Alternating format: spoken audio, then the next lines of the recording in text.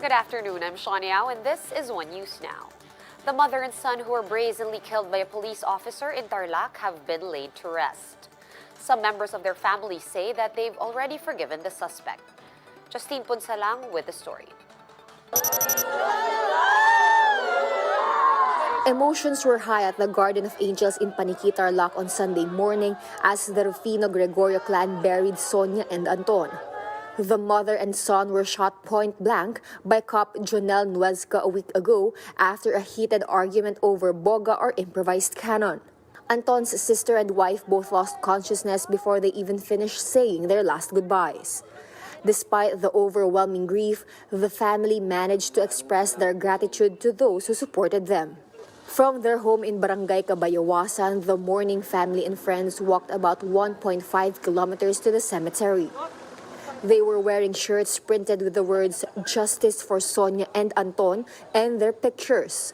Paniqui local police and a group of sympathetic motorcycle riders attempted to enforce physical distancing during the burial, but it was impossible for the hurting family.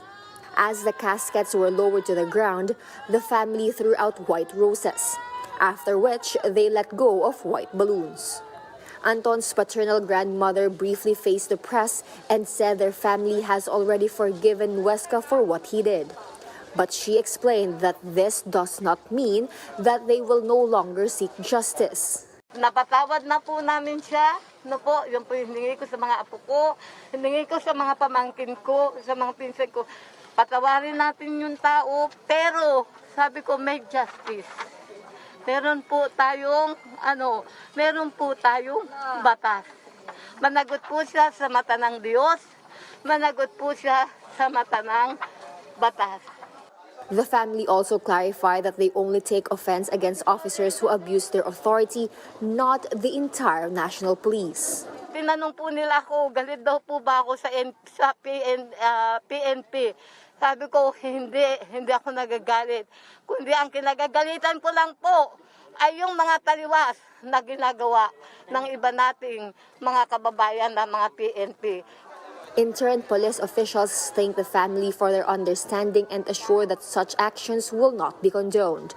The police also said that they will continue providing security not only to the Gregorio family but also to the Nuezcas.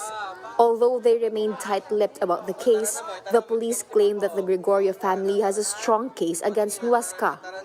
Meron na po tayong 7 witnesses. Initially, natatakot yung 5. Witness, 2 lang so far ang nag-witness, nag-signify ng kanilang sinumpaang salaysay. The cop-turned-killer who is now detained at a local prison is expected to be moved to a BJMP facility next week. Meanwhile, the family of the victims is now appealing for some privacy as they continue to grieve for their loss. For News 5, Justine Punsalang. We are One News. The Office of the Vice President and the 2 chambers of Congress will receive additional funding for 2021. Anak Kalusugan Party List Representative Mike Defensor says the OVP will get an additional $229 million, pushing its budget to $900 million. Meanwhile, the allocation to the Senate and the House of Representatives is now at $28.5 billion, with a billion peso increase for each chamber. Defensor explains that the realignments were part of the programmed or tax-funded portion of the national budget.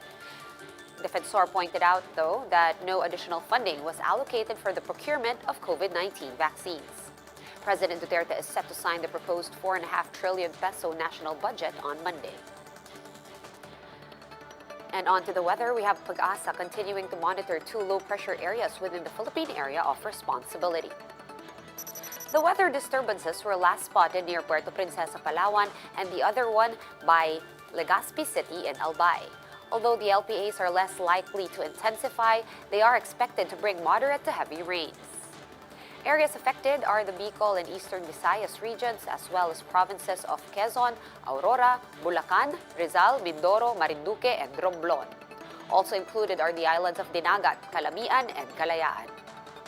The Weather Bureau has also warned several municipalities in Bulacan that they may be affected by the spilling operations over at the Angat Dam. As of 11 a.m., the water level at Angat reached 213 meters, slightly over its 212 meters spilling level.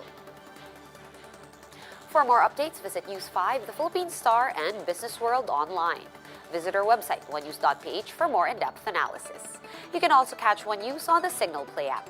Register for a free account at www.signalplay.com and stream One News live anytime, anywhere. I'm Sean Yao. We are One News.